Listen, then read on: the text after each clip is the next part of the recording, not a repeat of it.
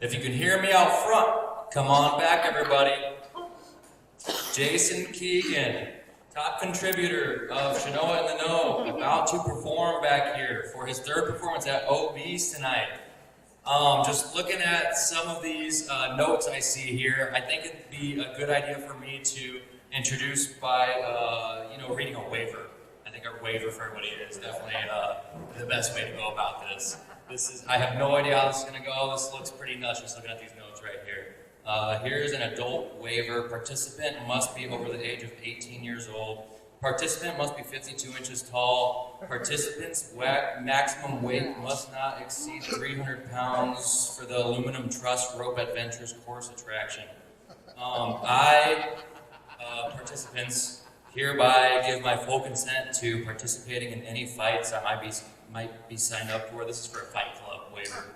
I understand I have the right to decline any fight I see fit. I understand that in signing this form, I cannot make any false accusations to or against the organization or any fighters. Trying to start any fights tonight, I guess. I understand all the rules are set by the organization and hereby accept any punishment. Don't die.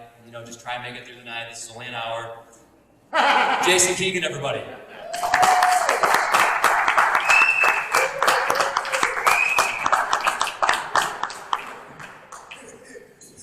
Probably a lot shorter than a P. Diddy NDA. Dylan, did you know that Illinois has a legal term called mutual combat? Mutual combat means if you and I are walking down the street, you bump into me, I bump into you, and we have there's a term for it in the show Boondocks that I can't say up on stage. We duke it out in the middle of the street. As long as we're not like in a public, like in a business, as long as we're not harming anyone else, and as long as we don't like kill the other fucking person, we can claim mutual combat. But if you do it in a bar, I don't care if you don't have a fucking felony record, it is a fucking felony to fight in a fucking bar.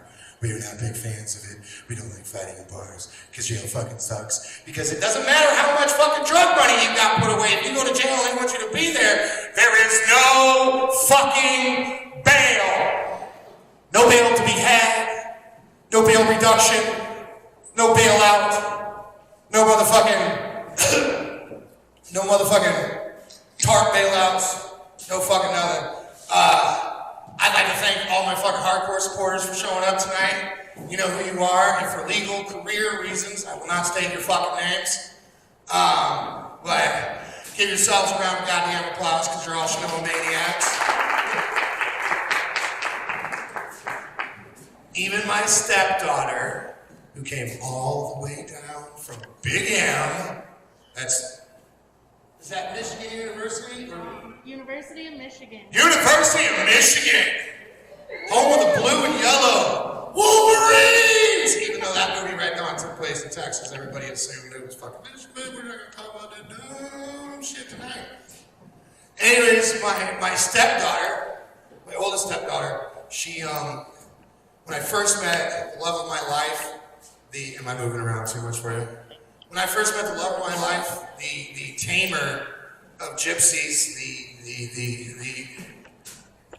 she's like Joe Exotic and I'm one of her tigers, you know what I'm saying? We spent like the first 3 years of our marriage trying to kill each other. But anyways, she tried killing me just to see if I'd stick around, and I always kept communication open with friends that were, a couple of them were co-defendants. Because I didn't know if she was gonna jam. But anyways, she's the love of my life. Really, I love this woman in a way that makes me think I've never loved a fucking anything before her. But she marketed her oldest stepdaughter, and I don't mean Sultan of Dubai marketed or Brunei marketed. Like, hey, my daughter's worth this much. No. It's just like, my daughter can out-talk anyone, can out-talk any grown person. She's just gonna run circles around you, Jason. We're not going to talk about that tonight, but we are going to talk about the fact that she's the first person on her father's side, 6 generations, to vote red. Ooh! know you a hot. Anyways, but yeah, my youngest son, who I'm an honest person, I wish was my only son, but I have an older one and he exists, so here we are. He's here tonight, and so are some other younger luminaries of their generations. I know this guy right here. He looks like you, the one that looked like you were either in a porn or the French Foreign fucking Legion, and you fucking went AWOL on a pass. You, right there. Oh, I'm gonna laugh out the sergeant on that one. Hey, Sarge, let me get a request slip, Sarge. Can I get a request slip, Sarge? What about that work order, Sarge? My sync ain't working. Sarge is a correctional officer. Those are the. See, everybody thinks that if you work in a prison, it's gonna be, oh, I'm gonna kill you, motherfucker! Fuck you! I know your name. My people are gonna find your family. It was like that back in the day, but now the society has tamed itself a little bit. You know, we're not killing each other with nail clippers by the fucking bushel anymore. A regular correctional officer's job, not somebody on the tag team or somebody that's mental health qualified. Most of CO's days consist of this. Hey, CO! Hey, CO, the water ain't working! Hey, CO! CO, let me get a request slip! Hey, yo, CO, my Sammy down in the motherfucking man! We'll get to it! That's the regular CO. On a regular day, that's more of a niche joke for a certain group of people in the crowd. So I've brought with me some precipices, some premises, some reminders of some 100% true fucking stories. And what I like to do is I like to give the crowd, however big or small, a little choice in the matter, because you are here voluntarily and almost none of you are my children, so however much I hate it, I gotta give you a fucking choice. So, topics are my DUI. Which one? Oh yeah, one fucking DUI! It was Bush's first term, dude. Which Bush? I was on my first incarceration when Bush Sr. was in fucking office still, and I was only fucking like, oh wait, no, Reagan was until 88. Yeah, I was old enough to drink in my family. I was 11, 12, 13, 14. I'm like, no. W. Mission accomplished, Bush. That Bush, you remember that cocksucker? The guy that fucked it up for all the Republicans for like another 20 fucking years, that fucking asshole? Saddam Hussein has weapons of mass destruction, and once you people get Pornhub.com, you're gonna know exactly what the fuck I'm talking about. Have you ever seen those belly dancers? That fucking Bush! So, I have my mother on the phone scheduling real estate showings with her boot on my head. I have Patty Wheat, yes, the Patty Wheat that works at the Bank of Pontiac, screaming my brother's name in the front yard. This one's for you correctional crowd. Janice, whose name was Donald Gash, making me coffee, and operations punishing me for being a good guy. Okay, there's that one. And then there's the Sam saga, which is my wife drag racing law enforcement in a cop car, our first night out in our cop car, and then the eventual misuse of ultimate police interceptor power by said wife in the fucking cop car. And then we have some other shit that will probably go towards the end. Do you guys have any thoughts on what you would like to hear come out of my big cunt mouth? Anyone?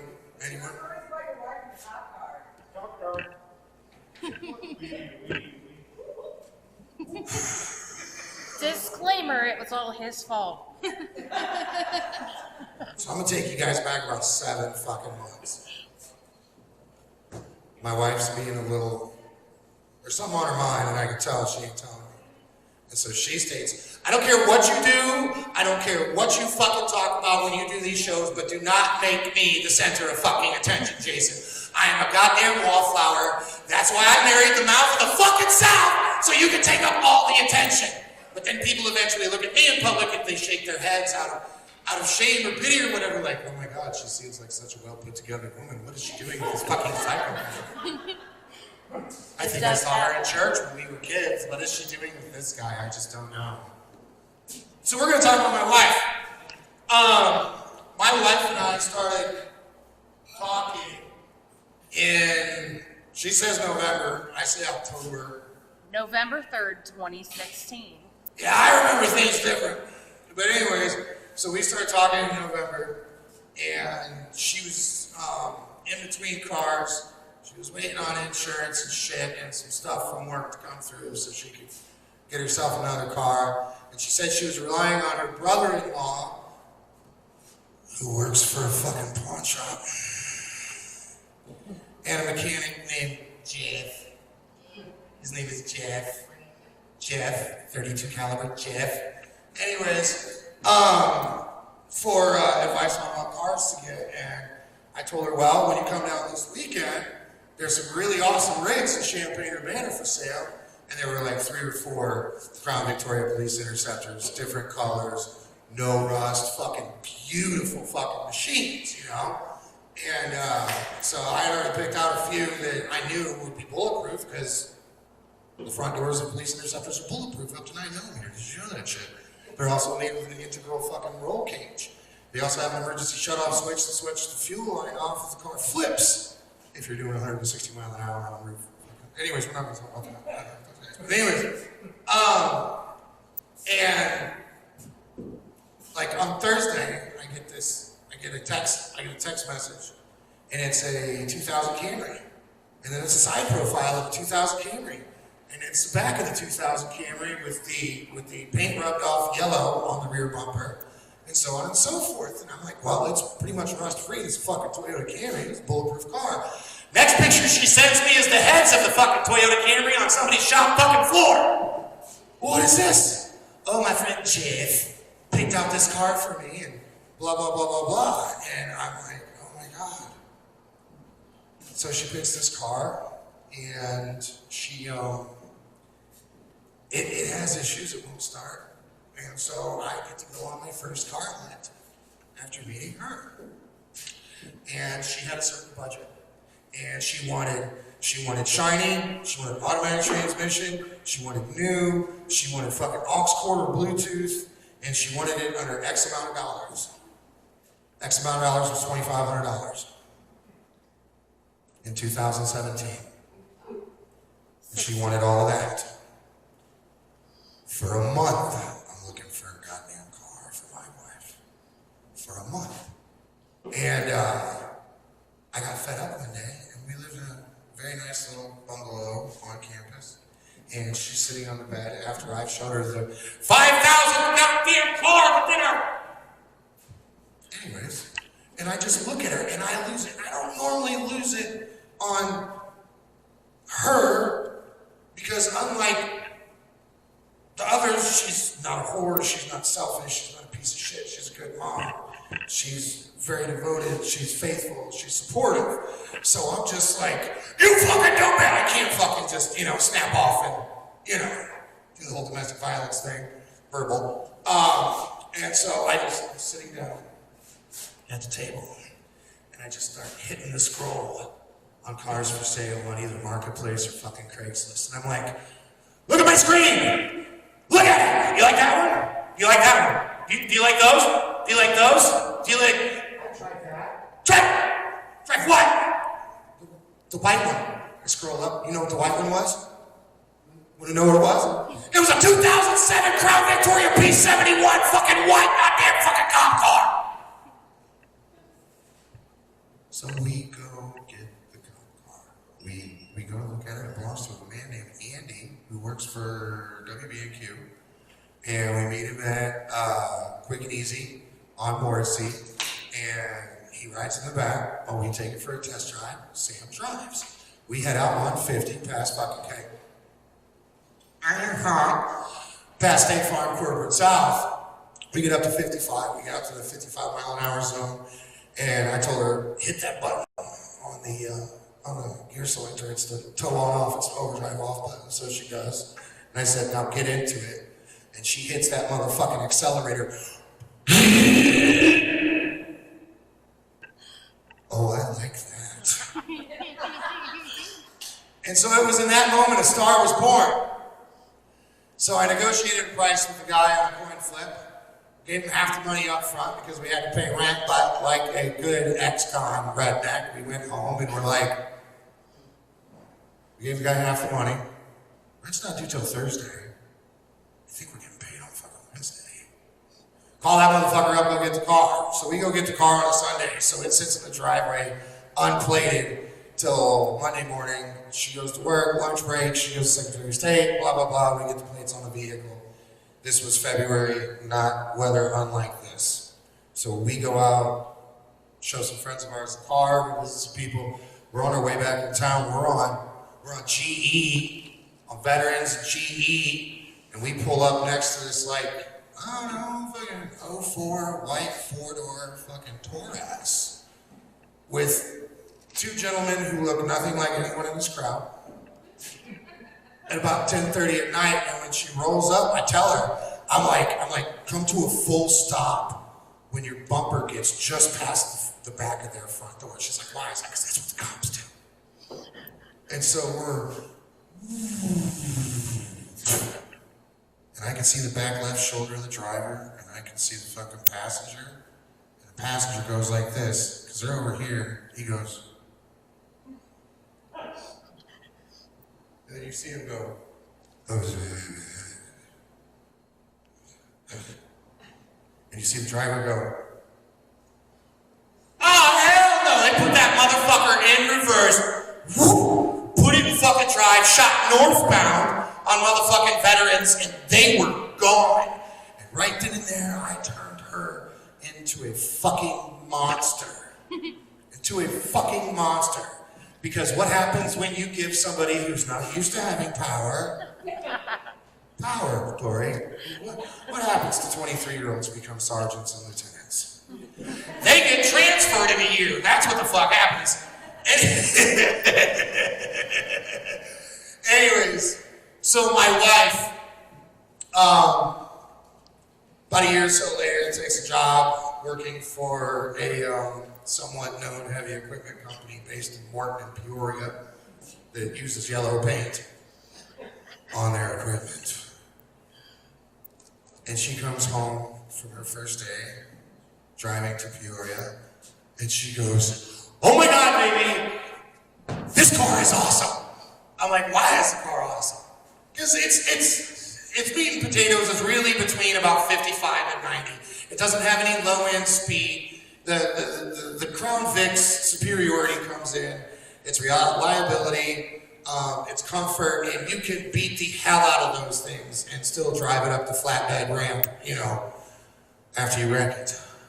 And I'm like, what do you love so much about it? She's like, all I gotta do is get right up on somebody's ass on the left-hand fucking side, and they get the fuck out of my way, Jason. They get fucking out of my way. And I'm like, oh my God. Oh my God. And we lived north of the tracks here in town, over on First at the time, and I didn't really understand. Y'all know Dr. Frankenstein? Dr. Frankenstein, when he's out and about, Dr. Frankenstein is cool. He's a philanthropist. He's a fucking doctor. He helps people. But he steps into that fucking lab. I'm gonna make fucking demons. I had no idea that was my wife in that fucking car. Until one morning, I walked her out to the car. 4:30, 5 o'clock, 6 a.m. when she drives to fucking Peoria for a job she can do from home. And I realized that she was the Dr. Frankenstein version of Crown Victoria's because bless you. She'd get a block away on a 15-mile-an-hour street, and I could hear those fucking intake manifolds. Fucking 4,500 RPM, traveling 50 meters before you have to fucking turn every time she goes. Which brings me to my next story about her. and that's her drag racing the fucking police. Now, I will preface this fucking story with, my wife is normal. She's never been to prison. She's never watched the light go out of somebody's eyes as they shit themselves dying, so she can be forgiven for not being as paranoid as her fucking husband. Because she thinks that I think every set of headlights is behind us is a fucking cop. Because eventually they are. That's why I think that fucking shit. Did you guys ever see fucking Matrix? You guys ever watch Matrix? Remember when Morpheus told Neo, never go on the freeway, that's certain death. Anybody can be an agent. Right? That's me on the freeway. That's not just because I'm not valid, that's just because fucking everybody's the goddamn police. Everybody's got a fucking camera, everybody's got a video, everybody is the fucking police. So we had just left Walmart, which is always a soul-fulfilling, my son is on his phone, experience while I'm live in front of all these good white people. Johnson, keep it in your mouth, buddy. Can't be having that here. You guys didn't agree to that kind of release form. Why not? Sexual cheddar cheese was not on the release form. And she's married, and she's married, and she's married. She is alive. But anyways, I have no fucking idea what I was talking about. Cop car. Cop car, drag racing. So we just left Walmart, which is like our marriage counseling center. Like every time we go into Walmart, our marriage comes out stronger than it was when we walked in. Truly a place of healing and wonder. I recommend it to all of you. So she's pissed off on I-55 5 minutes after we get out because we just left fucking Walmart. And we're going past the fucking rest area just south of fucking Pontiac.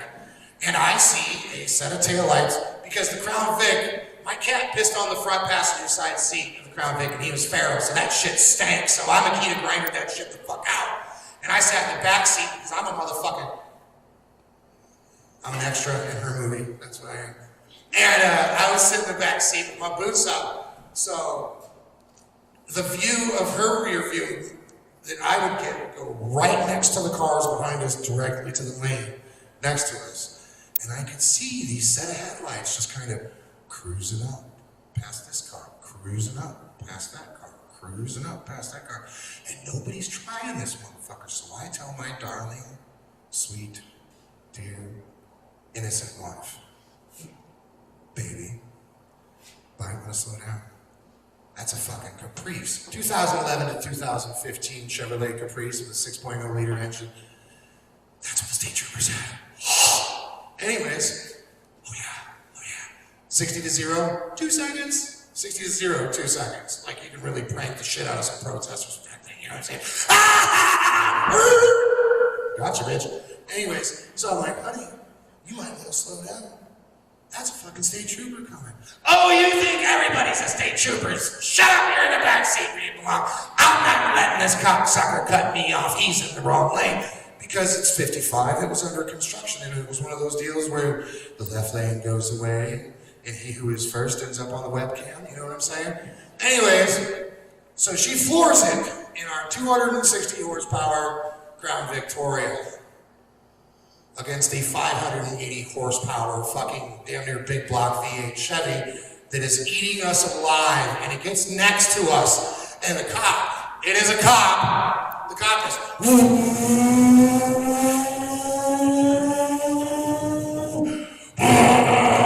gets in front of us. She goes, oh, he was a cop. That's not the first time she's drag raced the police. But it was the first time she drag raced the police in their own shit, because that was a District 6 state trooper, and she was driving a retired District 6 state trooper supervisor vehicle. That's the reason we bought it, because I knew there had never been no crackheads in it. No crackheads. Don't you throw up in my car, you crackhead. What?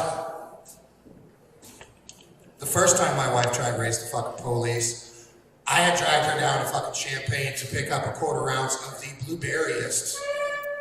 Thank you, Jesus. Oh, blueberryist fucking marijuana I had ever smelled in my fucking life. Picked up this fucking sweet Chiba, picked up a quarter, we hit 74, we're heading home in the aforementioned fucking Toyota Camry.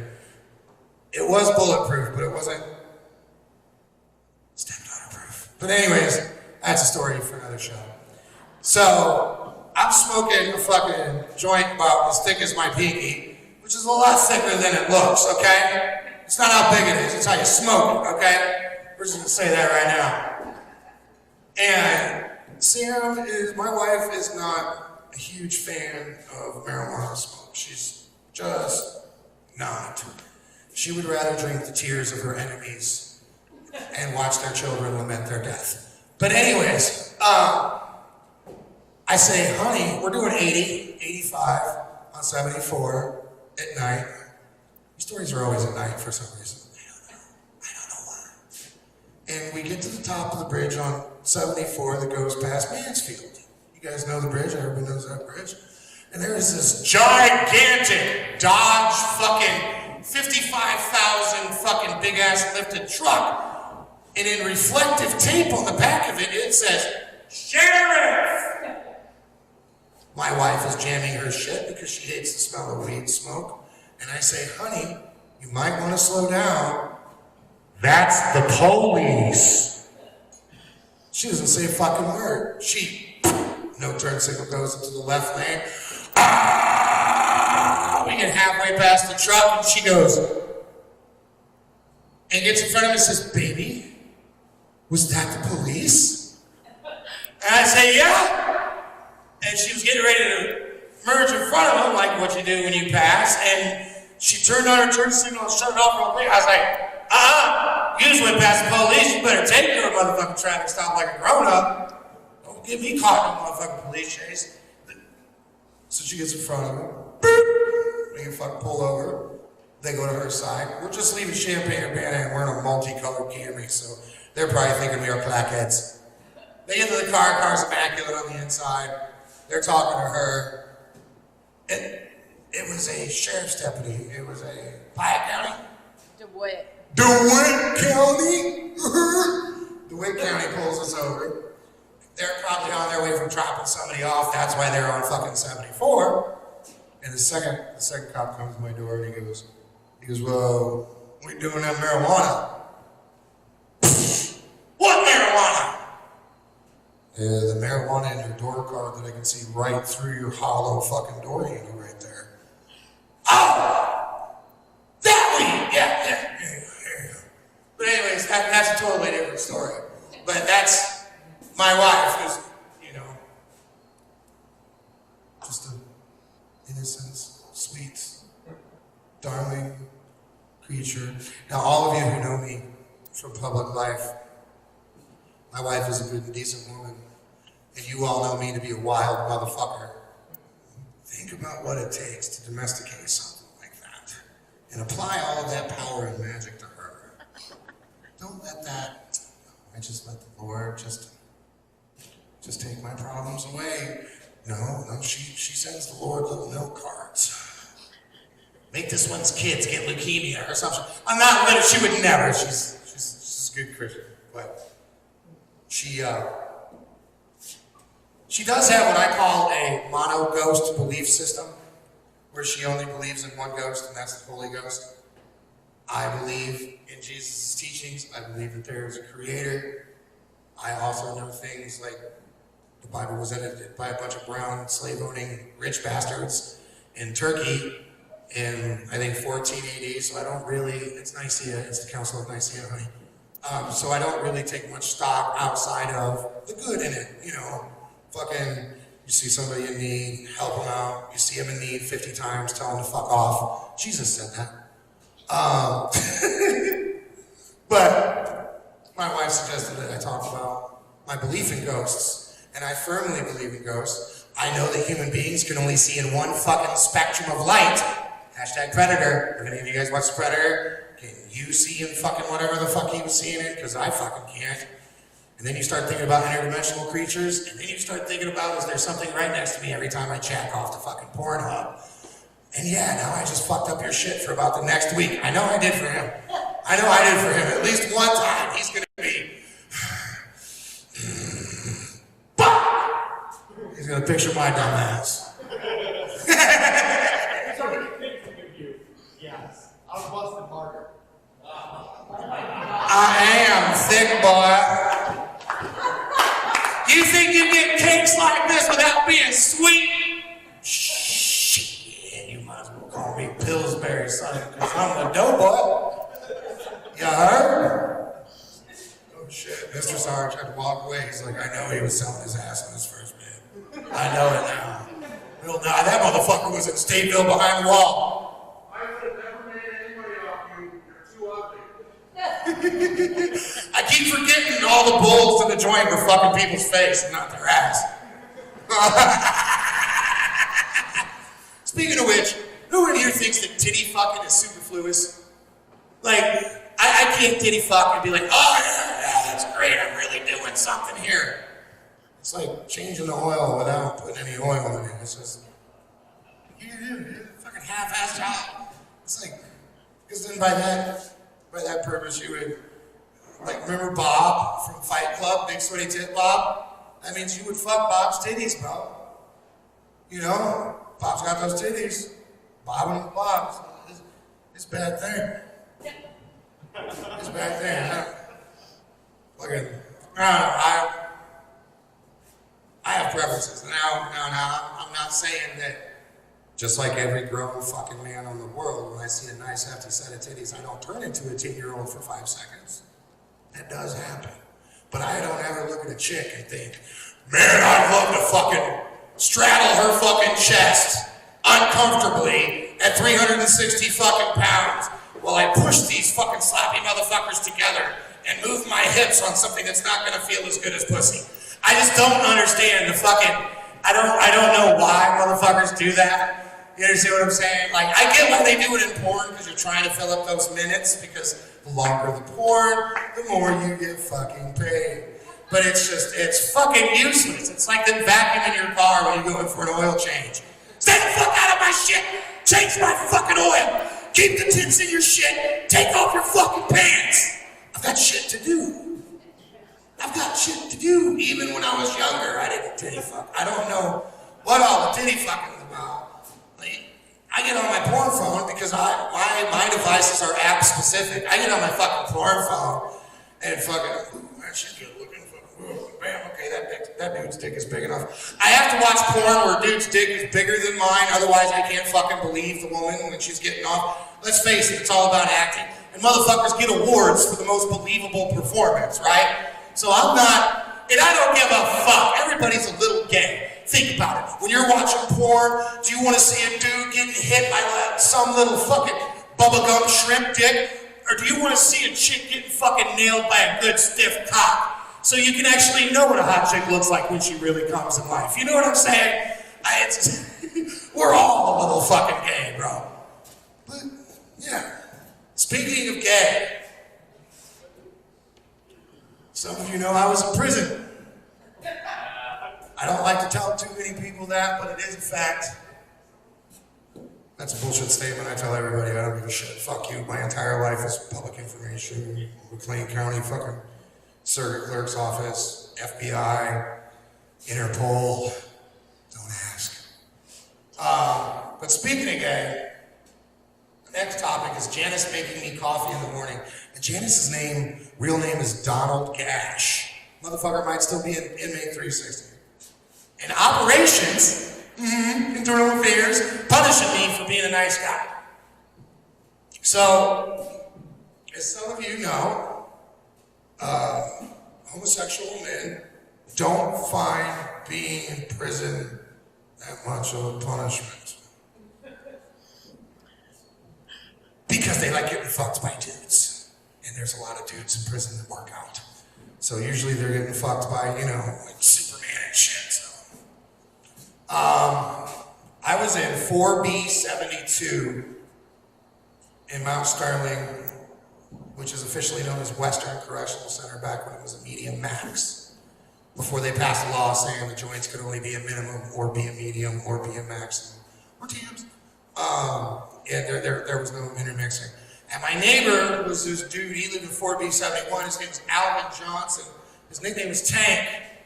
This motherfucker was 5'6", 245 pounds. His fucking traps were up to his ears, and he would sweat when he ate. Take used to run security for Larry Hoover. It was real shit. Named Al Johnson. And they put a gentleman named Donald Gash, aka Janice, hey, in the cell with this guy. Now everybody knew Janice was gay because Janice walked around saying, "I will suck your dick. Let's go." Like for real. And because I've been locked up a lot, I've been around a lot of gays, so this gay dude didn't really bother me. Like, he didn't try to grab me or nothing like that. Like, he kept on asking me, "Cyclops, when are you gonna let me suck your dick?" Janice, you need to calm the fuck down. Come on. No. Tank ended up going to SEG for raping Janice. Janice went on one-man cell status for a while. And about 9 months later, on a fucking Sunday, CO come to the door. Yo, Cyclops, because on my first rip in Mount Sterling, Mr. Sarge knows why, all the COs there called me Cyclops. CO come to the door, tink tink with the keys, Cyclops pack of shit, going down 26. Cell 26. Motherfucker, for what? Motherfucker, cell change came through motherfucking placement, dude. What the fuck you want me to do? Like my celly Duke. I ended up seeing Duke on my second rep, but he cool dude. Anyways, these folks, I was like, "Man, Celly, I don't know what's going on." So I pack my shit. CO comes up with a new dude. New dude is my celly's homie.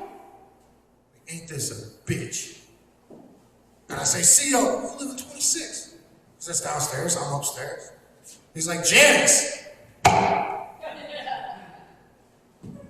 "Suck your dick, Janice?" "Yup, that's the one." My celly. See, this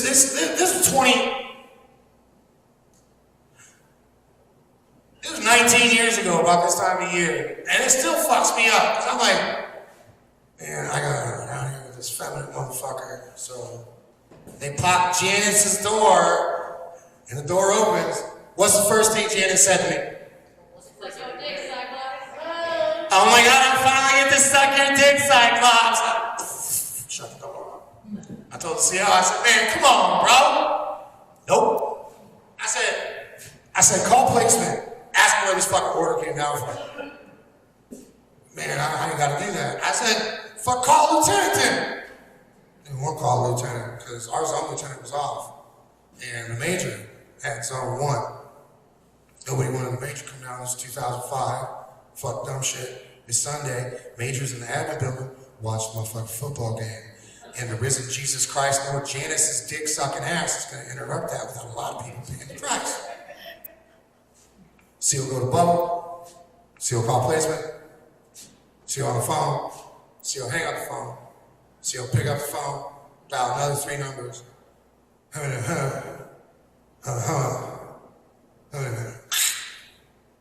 Looks out the bubble. Comes out the bubble. Comes on the wing. Jennings wants you in that cell. Now Jennings, if some of you don't know, is operations. He's internal affairs. And he can say whatever he wants, and they have to fucking do it. And so I get in the cell. And of course, Janice is Janice, whatever. I'm watching the football games. This dude done got a TV. I realized rather quickly he's watching a football game for the thick, juicy dudes in tights and shit. So I got to change the channel and shit. But I ain't gonna blame you for being gay. You know what I'm saying? Like, something happened, or you were born that way, or whatever. That's your shit. But I can't. Like, it's bad enough I gotta worry about my celly stabbing me in my motherfucking sleep. I don't want this motherfucker grabbing on my motherfucking tool while I'm out. You understand what I'm saying? So the next day was Monday. I go work institutional laundry. Institutional laundry, right across from healthcare and the ex-house joints. Right next to healthcare is all admin, That's where the majors are at. Operations, receiving, B of I, all that good shit. B of I is Bureau of Identification, for those that don't freaking see the DOC. So any motherfucking ways, and every day, at 8:15, operations team leaves operations to come shower the rest of the institution with their fuckery from their snitch tickets over the weekend. So I catch Jennings, I open up the door. Yo, Jennings! What's going on, Mr. Keegan? Jennings was the only one in the joint that didn't call me Cyclops. Everybody else called me Cyclops. Warden called me Cyclops. Warden called me Cyclops the day he got walked out the institution by the fucking feds. Yeah, that happened. And I'm like, you got me in a cell with this punk. I can't be in a cell with this punk. And he goes, let me do my rounds, let me spread my cheer, let me come back, talk for Major, hit me up at lunch. Cool. Morning happens. I talk to Jennings. Jennings said he talked to Major. Now I was in for burglary. Residential burglary. I stole $653,000 from the #1 financial supporter of the McLean County Democratic Party 3 days before midterms in 2002. And I didn't know any of that to be fact. I just knew the money was there because I saw it. I didn't know who they were.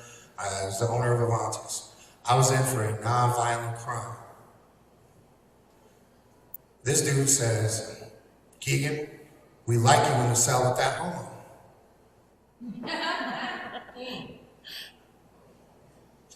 Well, thank you. Why? Well, we know you ain't gonna beat his ass. We know you ain't gonna break a yard of dick off him. And we know you ain't gonna let anybody else hurt him. I'm convinced Mount Sterling was the only institution left at that time to have a fucking murder rate. Yeah. Yeah, dude just got murdered on a motherfucking cheer for breaking his celly's TV. His celly murdered him with the broken piece of the TV. And this dude's telling me I gotta be in a cell with someone who lives an alternative lifestyle because I'm a nice guy. I'm in a medium max because I don't play well with others, but I'm a nice guy. Which means it just goes to show you that, sometimes you want to make people think you're evil. Otherwise, you're going to have to sit there and contemplate 2 o'clock in the morning when the heater don't work in your fucking cell, when it's 22 degrees.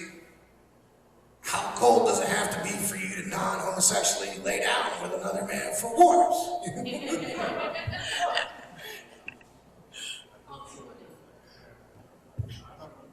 Oh. Wow. I spent 45 minutes, half hour talking about nothing. What time did I get up here, Dylan? 7:05? 7:05? All right. So let's stay on the Department of Corrections vein. Why did the warden get walked out? The warden's brother owned a hardware, like an RP loaner, right? So your admin has a repair budget, right? Maintenance puts in a work order. People up top get it. They do or do not clear the work order. They ask you what you need. They either get it out of the fucking shop or they order it, okay? What was happening was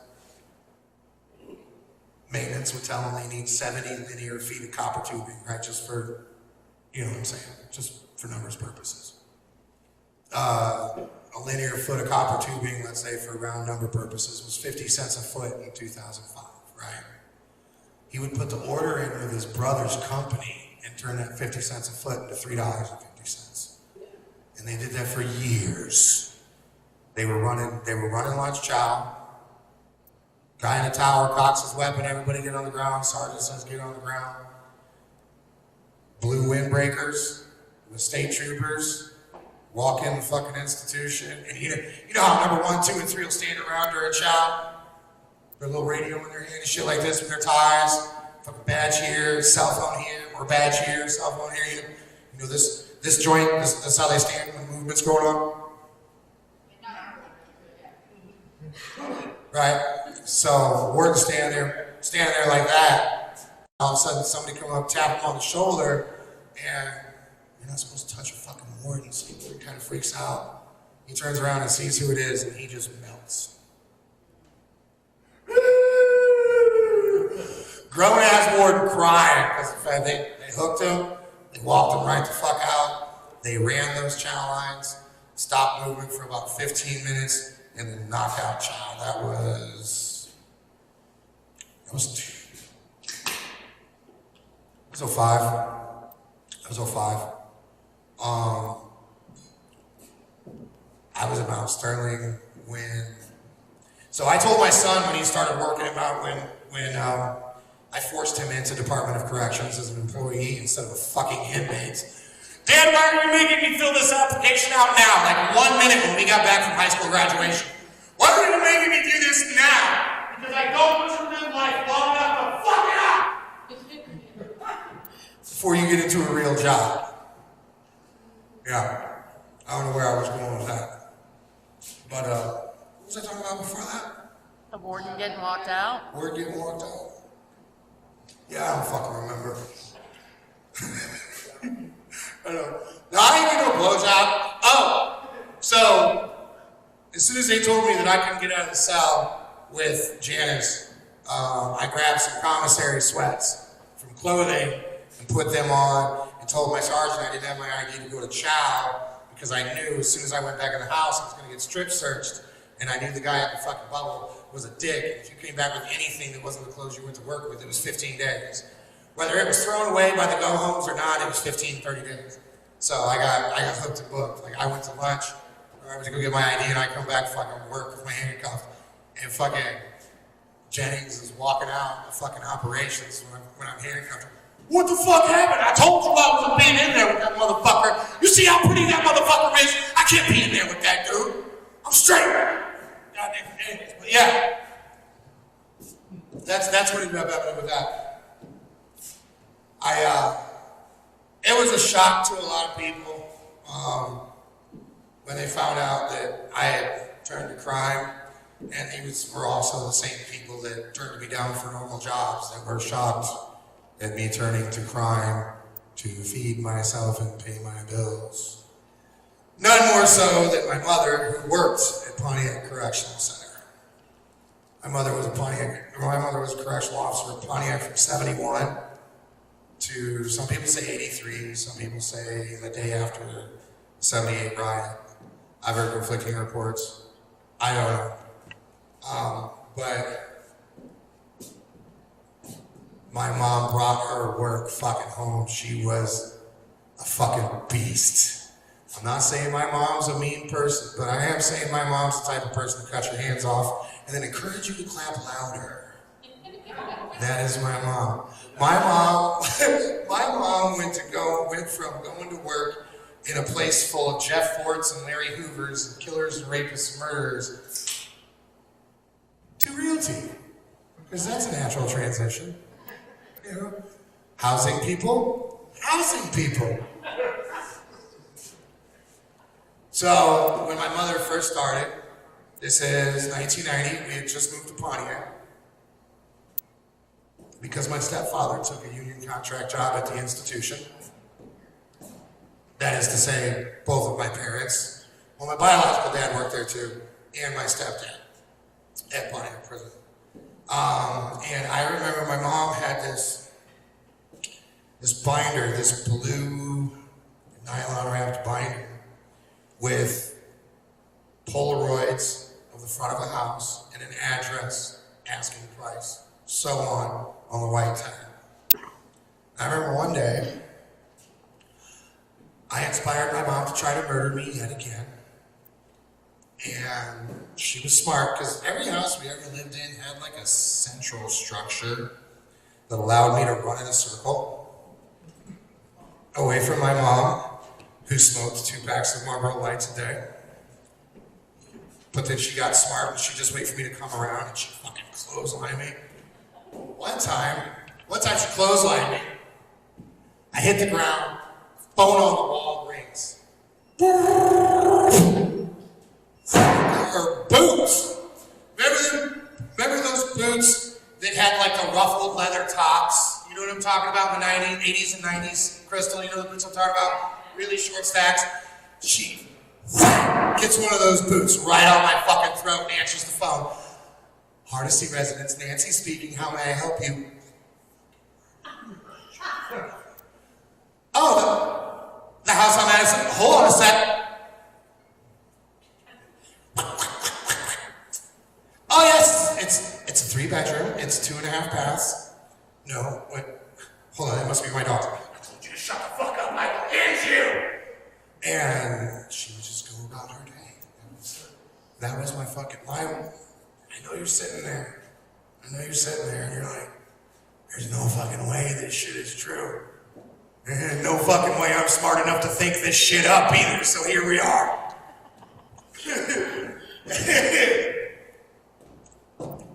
So, I got in trouble a lot, criminally, socially. I, like my brother and my son after me, like to stick my dick in crazy. Yeah. And I, unfortunately, was given the Uncle Ben speech about dick way too late in life, but you're gonna hear the story about it now. One day, I was working at the chair factory in fucking Pontiac. And I was also working second shift at what was Chunks and Bones. I don't know what it is now. It's a bar on Madison, right on the other side of the tracks. By PJ's. Sort of. Okay, the backstretch. So I come home from working in the slave factory, that is the chair factory, and it is exactly like it sounded. Shit.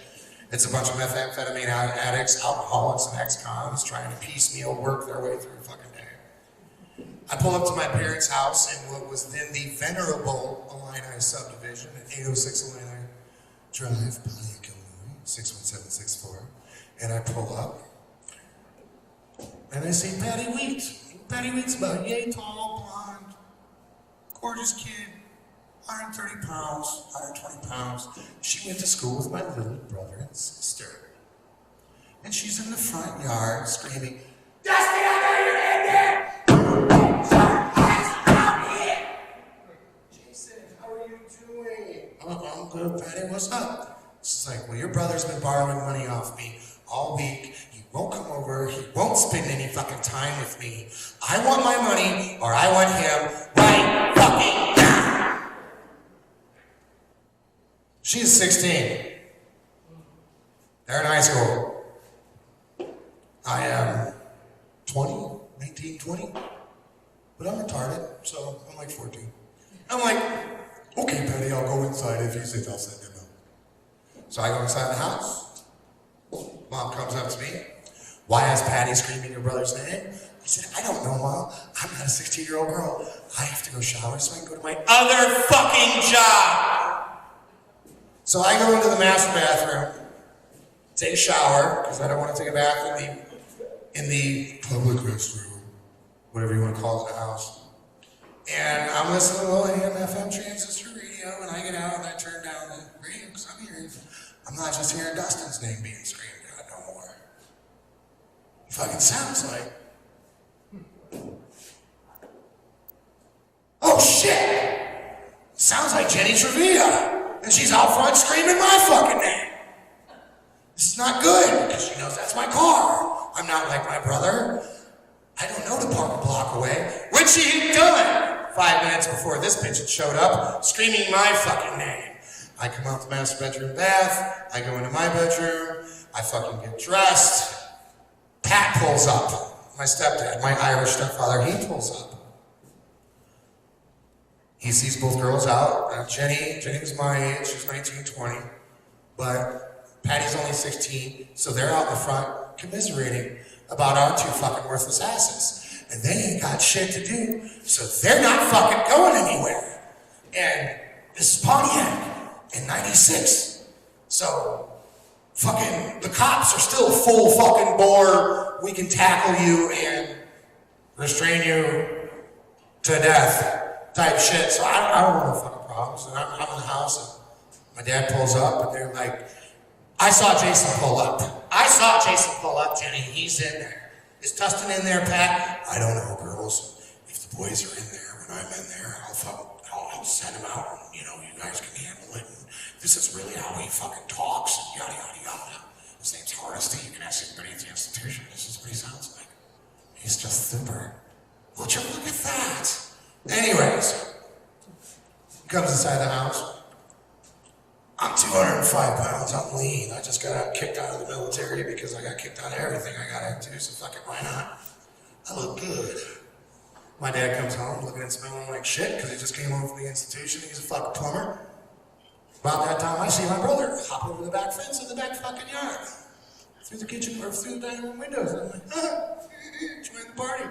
He comes in. And my mother, being just nicest woman in the world, she asks my father, innocently, the woman who all three of her birthing broods are with different men, Pat, what is going on out there? Well, there's a girl out front for Jason, there's a girl out front for Dustin. Why are they standing out there? What would make a girl do that? Just stand in somebody's front yard, their parents' front yard, screaming their names. And he looks at my mom and goes, you know why?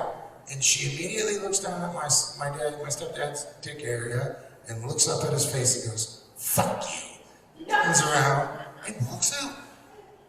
And my stepfather at that moment in time, hey, French Foreign Legion, wait for the hit, bro.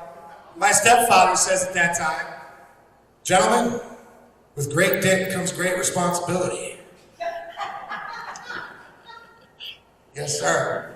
And it was after that I knew I couldn't just stick my dick in crazy anymore. It is 8 o'clock. You guys' support really means a fucking lot to me. For real. For real. You know, even though the guy that set this whole fucking thing up is in Bloomington? He's in Bloomington?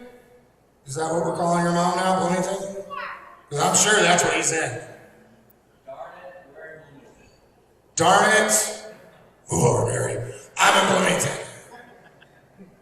Even though he's not here, but I know this place was packed full when I first fucking came out here.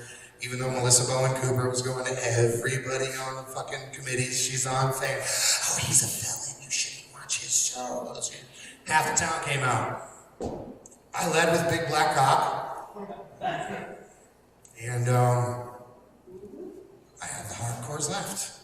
I don't want the Conor McGregor fans. I want the motherfuckers that know that Cain Velasquez beat motherfucking Brock Lesnar. That's who the fuck I want in my fucking game. I will leave you with one last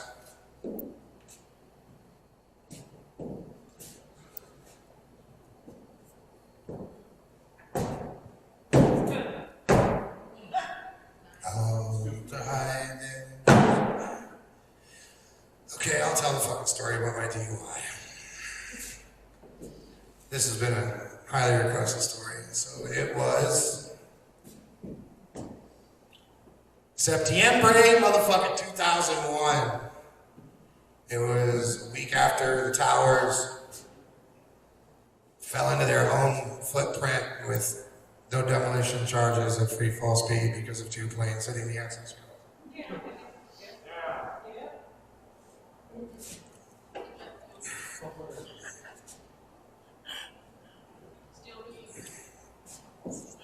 My kid's mom was pregnant with my oldest son, which I like to call Jason's regret.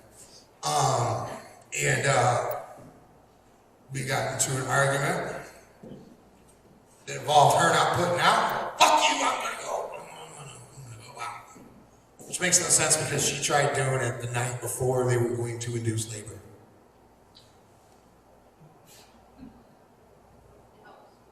She wanted me to speed back my kid with my dick, bro. Oh, come on with that goddamn Buddha mark on his fucking forehead, just like the fucking head of my. No. Simba! I will say this. I left my house. I went to a house that had half a dozen Wesleyan, Illinois University student females living there. And we hung out for a couple hours. And they asked me if I wanted their beer because they had just had a big fucking party the night before. A bunch of fat boys came over with cheap beer. And these were Wesleyan girls. They drink the good stuff. Fuck good's free to me. So they load up my 78 Cadillac Eldorado with untold amounts of alcohol. And I will be honest. I left Bloomington, Illinois. I remember crossing 74 on the Market Street Bridge at 1 o'clock in the morning. Next thing I remember, it's 3:30, and I'm on the other side of Leroy on 150, heading back towards Bloomington, and I have zero recollection of those 3 hours. So as soon as I get off autopilot, apparently I realize that I have to take a piss, and I'm down by Downs, right past the T intersection on 150. So I pull over. It's September, so the corn's still up. Had a good summer that year. Great summer. Great summer. Wasn't like balls ass fucking, I want to fucking mutilate your nutsack so you can't have children hot. That summer, it was a really nice summer. So I'm like, I'm drunk. I need to pee. This isn't a Hyundai, so I'm going to pull over and piss outside the car. It was a Cadillac. I was second owner. It was beautiful. So I pull over my car. It's front wheel drive Cadillac. All Eldorados and Tornados from 1962 on up are front wheel drive. Big block, front wheel drive. So I confidently pull over into the motherfucking ditch, shut everything off. I walk in the cornfield. I start pissing. I'm pissing so much, I feel like I'm God's vessel to rid the world of thirst. And I'm pissing, and I'm pissing, and I'm pissing. And it's foggy, and I see this car come up over the fucking hill and pull up right behind my Cadillac. Now, I'm thinking it's some fucking citizen, thinking they've either found a free Cadillac, or they think I've got a flat tire or something. Somebody that wants to help. They've got their brights on. I don't know if you've ever seen the movie Trading Places, but there's a scene where Dan Aykroyd has got the Santa suit on, he's drunk and he's pissed off, and he's in front of the vehicle going with the bus going, I replayed that through my head as I was going up the ditch. I wanted to convey to these people that I didn't need any help or assistance. So I walked up the ditch, I walked in between the car and my 1978 Cadillac Eldorado with 28,000 fucking miles on it, hallelujah, praise Jesus. And I stood in between the car and my car and went, and walked towards the front of my car, and they did not leave. So to further emphasize the point that I didn't need no fucking help, I opened up my Cadillac door, I pulled out my dick, and I pissed on the ground next to my fucking car. Shut that motherfucker out! And I again turned the car behind me, exhibiting things that would let them know that I don't need assistance. And I went, with my dick out. Forgot. Realized my dick was out. Turned around, popped that motherfucker in, zipped it up. Got in the car, I pulled shut the 1,400-pound door, and as soon as that motherfucker went ka-chunk, boom! And blues. There were cherries on top of that car. And there's a dash cam on that car. And I just shook my dick at that dash cam.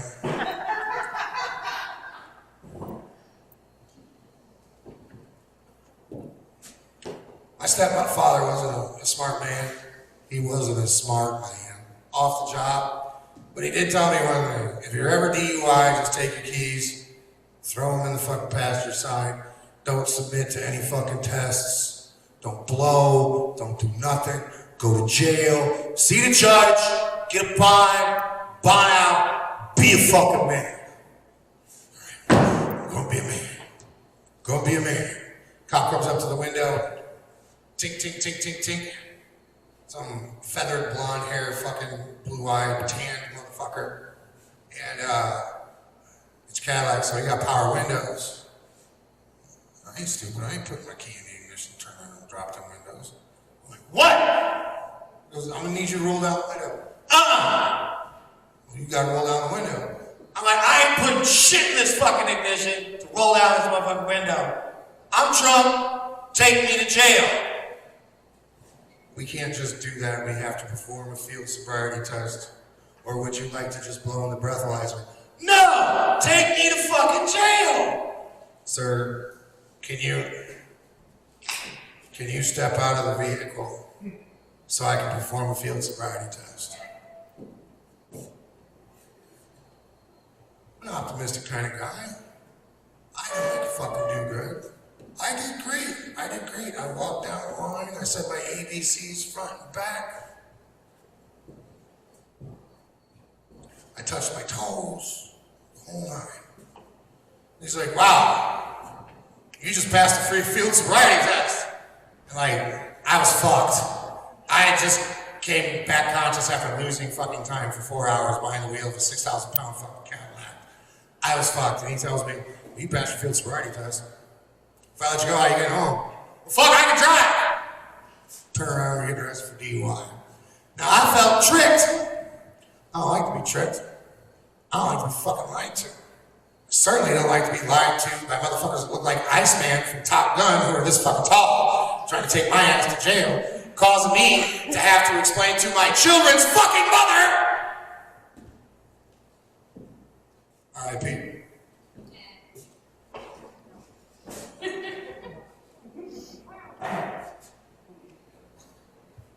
That I went to jail again. Next time you let me know I can talk about your mom, son. Because if I can talk about your mom, that's fucking 4 shots. Anyways, so he cuffs me up. He puts me in the back of his Rover. And this was '01. This was when the sheriff's department first started getting brand new fucking P71s. And I tell him, roll down the window while you're processing my car, and I said it just like that. He's like, why? You're gonna run away. I'm like, the corn is 9 feet fucking high, and I'm drunk as shit handcuffed behind my fucking back. Where the fuck am I gonna run to? Where? I'm 300 fucking pounds. Fuck you. I ain't running. I'm gonna puke. Roll down the fucking window. Fuck you. Comes back to the window. Hey man, what's in that Nike box in the back seat? Or no, he asked me for permission to search my vehicle. Just as a joke, because you're arrested for DUI, they gotta process your car, you understand me? It's a joke. So I got permission to search your vehicle? I said, I ain't shit in there. He goes, well, what about the weed and the pipe? I didn't take no weed and pipe with me when I left. But that doesn't mean I didn't steal one and some from those fucking sorority bitches, because fuck them goddamn credit card hoes. You know what I'm saying? And I'm like, I really don't know about that. He goes, well, what's in the Nike shoebox in the back seat? I said, 8 tracks.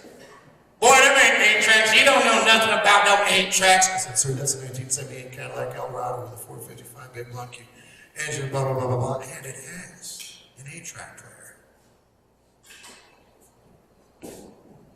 I pass out.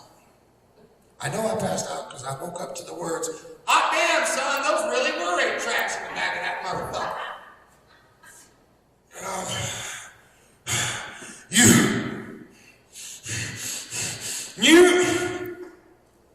You searched my car? Yeah.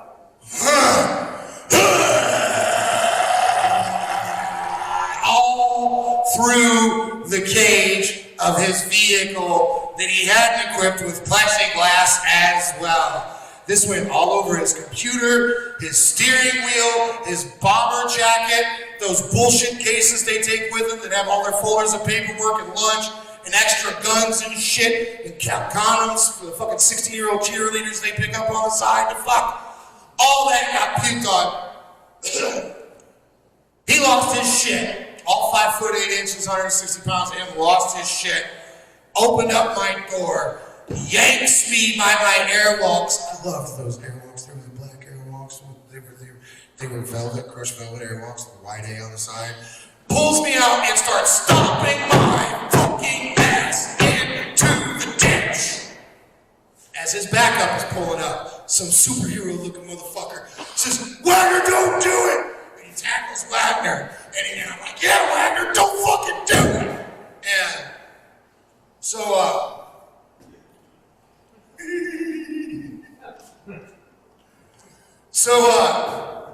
I get into the other cop's car because Wagner's car is no longer safe, I suppose. And we're rolling down the highway. They come, Joe's towing comes and fucks my Cadillac up as I'm driving away. I can see him fucking up the front fenders. And I tell the new guy, Mister, can you roll down your window? I roll down the window, Keegan.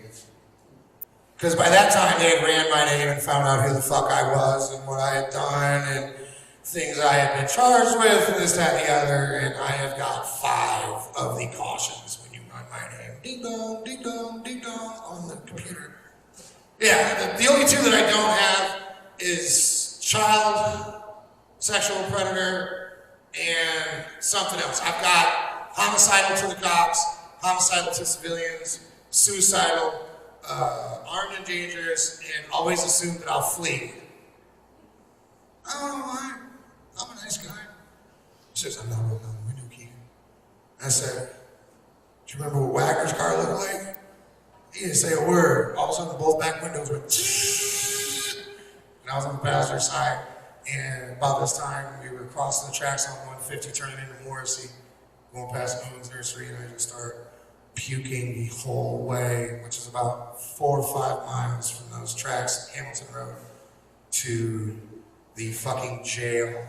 And we get into the Sally Port.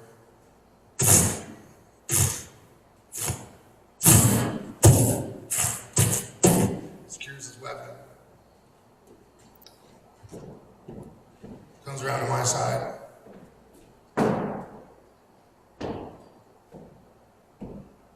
Comes to the driver's side.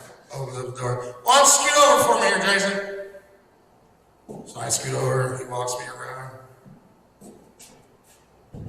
This is where I was sitting. This is the front of the back window. All of this was fucking covered.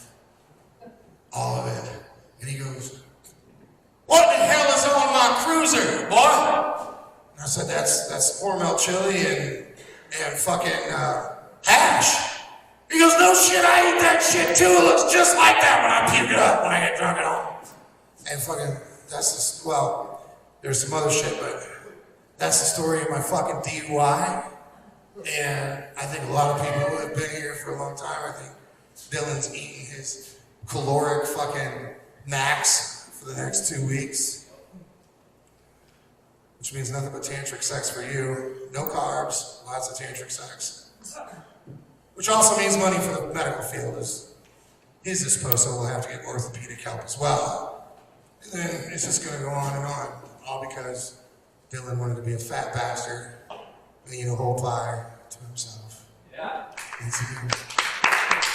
I love you guys. Thank you for coming. And see if we do this again. Bye.